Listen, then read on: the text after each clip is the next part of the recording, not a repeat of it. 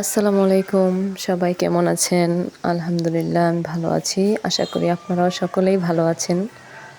তো এই তো অনেকদিন পর আরেকটা ভিডিও নিয়ে আপনাদের সামনে হাজির হয়ে গেলাম। এই যে দেখেন কি সুন্দর মেহেদি দিয়েছি। এই মেহেদিটা কিন্তু আমি নিজে দিয়েছি।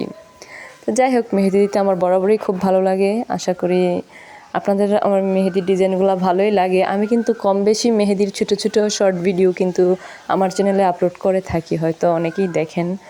আর আমার মেহেদি পড়তে বরাবরই ভালো লাগে। তো যাই হোক, আপনাদের সামনে একটু শেয়ার করলাম। তো আসলে এই যে ভিডিওগুলো এত কষ্ট করে ছাড়ি, আপনারা এত কিপটা কেন? আমি তো এইটা একটা জিনিস বুঝি না। একটা লাইক করলে, একটা কমেন্ট করলে কি আপনাদের খুব বেশি সমস্যা হয়ে যায়, ক্ষতি হয়? মানে বুঝলাম না, মনে হয় পকেটে টাকা দিয়ে দিতেছেন, একটু ভালোবাসে একটা লাইক দিবেন, এটাই তো যথেষ্ট না? আর এই যে দেখেন, আপনারা তো লাইক দিবেন না, তাই আপনাদের জন্য আমি স্ট্রবেরি নিয়ে আসলাম। স্ট্রবেরি খাইয়া একটা লাইক দিয়ে দিয়েন। যাই হোক, মজা করলাম। আসলে যার ভালো লাগবে সেই আমার ভিডিওতে লাইক করবে, শেয়ার এবং কমেন্ট করবেন এবং আমার চ্যানেলটা সাবস্ক্রাইব করবেন। তাও আমি আশা রাখবো সকলেই আমার চ্যানেলটাকে সাপোর্ট করবেন।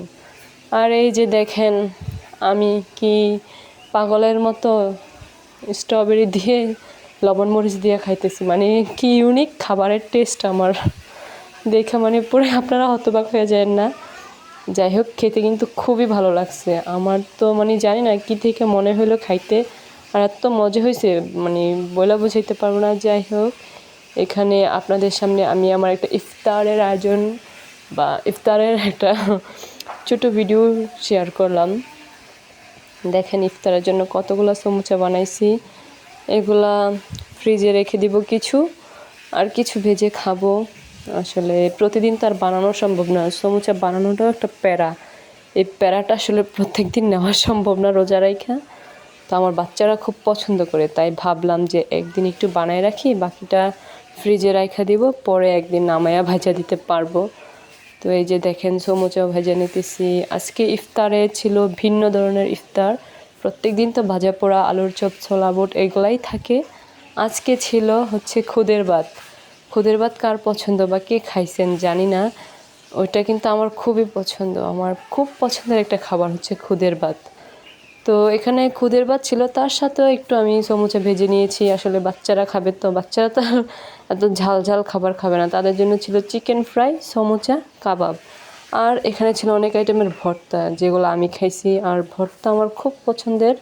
এখানে ছিল খুদের ভাতটা, দেখছেন একদম পোলাওর মতো দেখতে। আর এখানে ছিল চিকেন ফ্রাই, আলু ভর্তা, মাছ ভর্তা, তারপরে ছিল হচ্ছে গিয়ে টমেটো ভর্তা, তারপরে কালিজিরার ভর্তা, তারপর হচ্ছে শুটকি ভর্তা, চাপা শুটকির ভর্তা যেটাকে বলা হয় আর কি। তো কার কেমন লাগছে ভিডিওটা, বা কার কার খেতে ইচ্ছে করছে?